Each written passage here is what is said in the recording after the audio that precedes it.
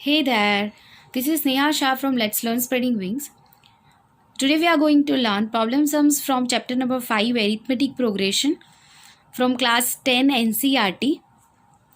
और आज हम एक्सरसाइज 5.3 के क्वेश्चन नंबर 15 और क्वेश्चन नंबर 16 करेंगे. And हाँ friends, if you have not subscribed my channel, then please do subscribe it. Please share it maximum with your friends. So we are going to start with question number 15. A contract on construction job specifies a penalty for delay of completion beyond a certain date as follows.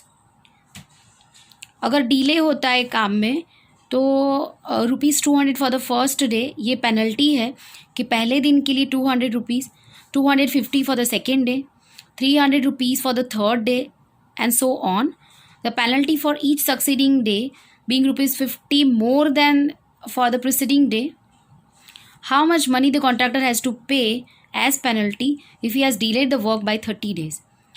मतलब अगर वो एक दिन काम में देरी करता है ना contractor, then he has to pay ₹200.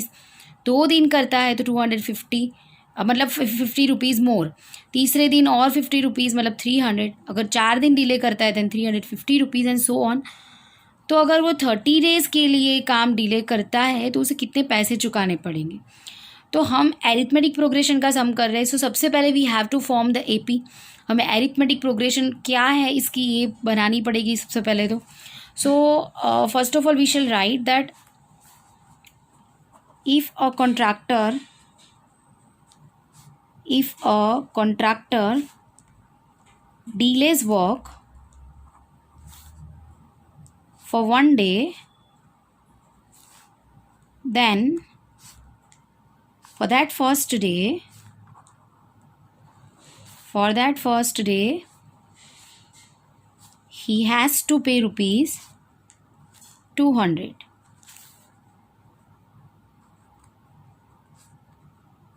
It goes on increasing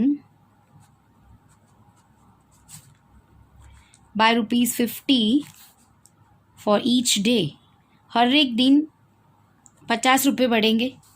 So the AP मतलब arithmetic progression that is formed is 200, 250, 300, 350 and so on. We don't know the last term. Last term नहीं पता है तो ऐसे ही लिख लेंगे कि 200, 250, 300, 350 and so on. So from this we can conclude that our A, that is the first term, is 200. First term कितना है 200 है. D इज इक्वल टू क्या होगा A2 minus A. Second term is 250 और A कितना है 200. सो हमारा D कितना हो गया 50. सो A जो है वो 200 है और D जो है वो 50 है. First of all you need to make clear कि आपको ढूंढना क्या है. तो what you have to find कि अगर वो 30 दिन तक डिले करता है तो उसको टोटल कितना चुकाना पड़ेगा. मतलब ऐसा नहीं कहा है कि 30th टर्म क्या है. You have to find the sum of all 30 terms. पहले जो 30 टर्म्स है, जैसे पहले दिन के लिए 200 चुकाएगा, फिर दूसरे दिन के लिए 250, तीसरे दिन के लिए 300. वैसे अगर 30th दिन पे वो पहुंच गया तब तक उसको कितना टोटल पे करना पड़ेगा, that we have to find. समझ गए आप. ओके. सो यहाँ पे हमें A30 नहीं ढूंढना है बट S30 ढूंढना है, सम ऑफ 30 टर्म्स. मतलब मोस्ट मिस्टेक यही होगी कि आप लोग क्या करोगे, यू विल बी कन्फ्यूज्ड कि 30th टर्म ढूंढना है कि 30 का सम ढूंढना है. तो टोटल ही बोला है कि टोटल उसको पेनल्टी में कितना पे करना पड़ेगा. तो yes, definitely you have to find the sum of 30 days. मतलब N is equal to 30, N30 ले लेंगे.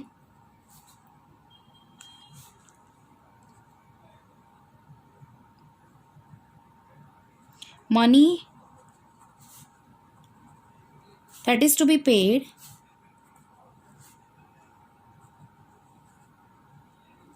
as penalty if the contractor delays the work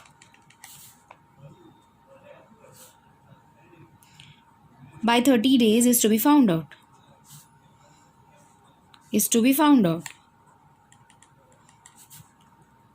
आपको जो प्रॉब्लम सम मिला है ना, तो you have to show all the working, आपको सारी पर्टिकुलर्स दिखानी पड़ेगी, अदरवाइज आपके मार्क कट हो जाएगा। आप सीधा ही लिख लोगे तो there won't be a good presentation. आपको पर्टिकुलर सारी लिखनी है कि क्यों आप ये स्टेप फॉलो कर रहे हो, ठीक है। तो 30 डेज के लिए अगर वो लेट करता है तो कितना चुकाना है वो हमें ढूंढना है। So sum of first 30 terms of the given AP is to be found out, वो ढूंढना है हमें। सो फॉर्मूला लिख लो, SN is equal to N/2 into the bracket 2A plus N-1 into D। So how much is N? N कितना है? 30 है, because we have to found s 30, we have to find s 30। 30/2, 2 into a हमारा कितना था, first term हमारा कितना था 200। N कितना है 30 -1, डिफरेंस कितना ढूंढा 50। 50 रुपीज़ बढ़ रहा है, सो डेफिनेटली डिफरेंस कितना है 50।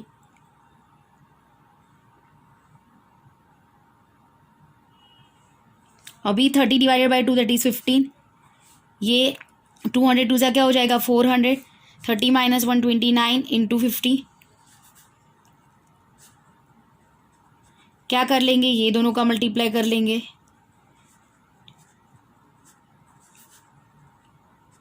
ये दोनों का प्लस कर लो, क्योंकि ब्रैकेट है, वैसे तो मल्टीप्लाई पहले होता है, बट रूल क्या है, बोर्ड मास। सो ब्रैकेट सबसे पहले सॉल्व करेंगे, ठीक है।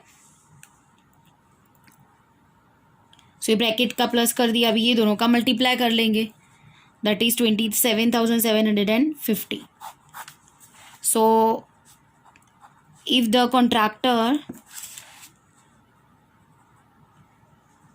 contractor delays the work by 30 days, he has to pay rupees 27,750 as penalty. I hope you have understood this question. अगर ये solution आपको समझ में ना आया हो और कुछ भी डाउट हो इसके अंदर, यू कैन कमेंट में the comment section and please friend like the video. एक और क्वेश्चन करते हैं, क्वेश्चन नंबर 16 जो 5.3 का नेक्स्ट क्वेश्चन है। A sum of rupees 700 is to be used to give 7 cash prizes to students of a school for their overall academic performance. If each prize is rupees, सबसे पहले तो ये sentence समझना है, 700 रुपये की एक अमाउंट है आपके पास और वो आपको 7 कैश प्राइजेस के लिए यूज़ करनी है। ओके, मतलब टोटल 700 रुपीज़ है आपके पास, ऐसा बोला है। और स्टूडेंट्स को आपको डिस्ट्रीब्यूट करनी है उनके ओवरऑल एकेडमिक परफॉर्मेंस के लिए, बट ये 700 रुपीज़ टोटल है। ओके, ये माइंड में रखना। If each prize is rupees 20 less than its preceding price, find the value of each of the prizes. अभी क्या बोला है कि हर एक जो प्राइस है वो उसके आगे के प्राइस से 20 रुपये कम है, ऐसा बोला है कि जो आगे का प्राइस अगर x है तो उसके नेक्स्ट वाला प्राइस कितना हो जाएगा, x - 20। सो हम क्या करेंगे, let the first price be rupees x। So the next total कितने प्राइजेज है, total 7 cash prizes. Okay, so the next price will be कितना हो जाएगा, x - 20 रुपीज़, तो इससे 20 कम हो जाएगा। ओके, AP दस फॉर्म्ड,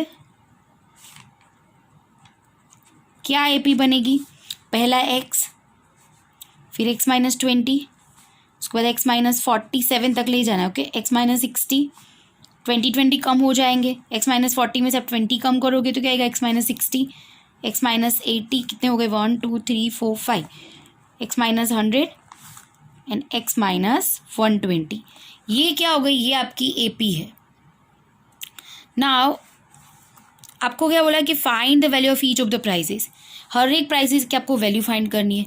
उसके लिए आपके पास क्या होना चाहिए, यू शुड हैव x पता चल गया तो सब कुछ हो जाएगा, मिल जाएगा आपको। क्योंकि x से आप 20 माइनस करोगे तो दूसरा प्राइस मिलेगा, x से 40 माइनस करोगे तो तीसरा मिलेगा, x से 60 माइनस करोगे तो फोर्थ मिलेगा, एंड सो ऑन. सो ये जो टोटल है आपके पास 700, उसको आप an वाले फॉर्मूला में नहीं लिख सकते, क्योंकि हमें पता है कि जो an वाला फॉर्मूला है वो किसके लिए है, ये कोई पर्टिकुलर टर्म के लिए है. ओके, an मतलब nth term. And what you mean by sn? sn मतलब क्या है कि सम ऑफ द n टर्म्स. तो हमारे पास क्या है अभी, सम ऑफ द n टर्म्स है. ओके, n टर्म्स कितने हैं, वो 7 है, 7 टर्म्स का आपके पास सम है. तो यही यूज़ कर लेते फॉर्मूला sn वाला. और क्योंकि हमें सम दिया गया है, हम sn वाला फॉर्मूला यूज़ करेंगे. sn is equal to n upon 2 into the bracket 2a plus n-1 into D. Okay, अभी sn कितना है आपके पास, टोटल 7 टर्म्स का सम कितना है, 700 है. n कितना है, 7 है, क्योंकि टर्म्स कितने हैं, 7. a कौन सा है आपका, a फर्स्ट टर्म आपका कौन सा है, x है. सो उसके बदले मैं x लिख लेती हूँ a के बदले. n कितना है, वो 7 है. और d कितना है,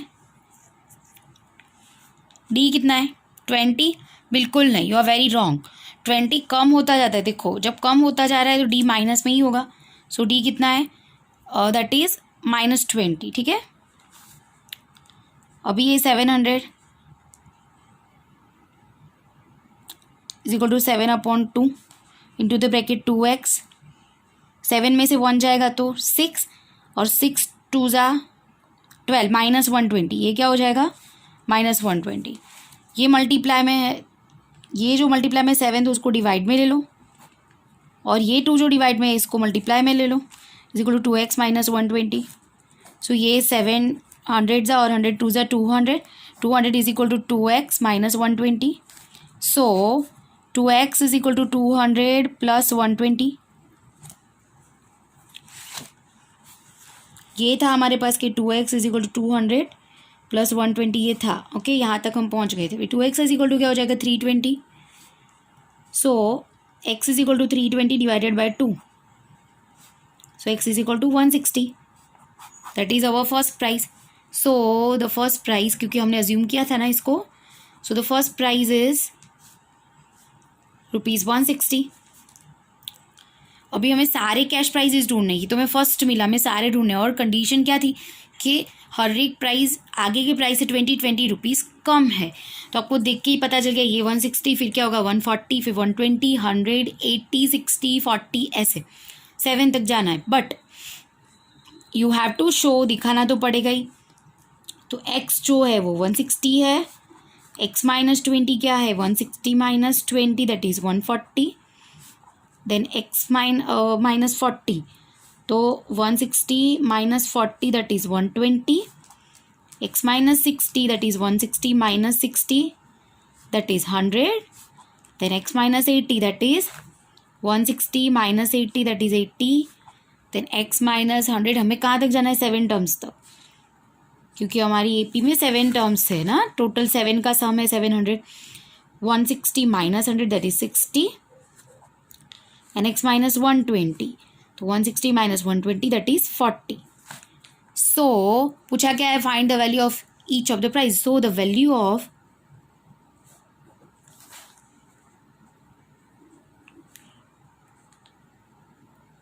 each of the prices is rupees. We start with 160, 140, 120, 100, 80, 60 and ₹40. सबके आगे रुपीज़ लगा देना, क्योंकि ये रुपीज़ है. ओके, आई होप फ्रेंड्स आपको ये अच्छे समझ में आ गया होगा. और अगर कुछ भी डाउट है आप मुझे कमेंट सेक्शन में कीजिए. और please please please guys, comment share maximum with your friends. Thank you so much for watching till end I will be soon there with more problem sums of the same chapter. Thank you.